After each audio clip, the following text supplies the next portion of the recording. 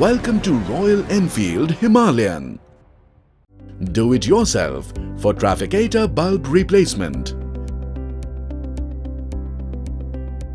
Ensure the vehicle is on its center stand on level ground. Ensure the ignition switch is in off position. Remove the screw from the rear of the Trafficator assembly. Remove the reflector assembly with lens.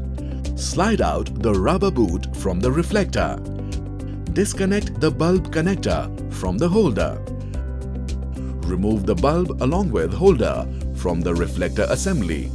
Remove the bulb from holder by rotating anti-clockwise direction.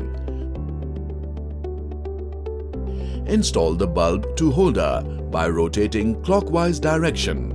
Note: replace only with a Royal Enfield recommended bulb.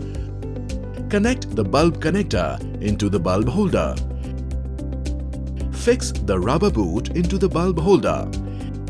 Install the reflector assembly into the Trafficator assembly and tighten with screw.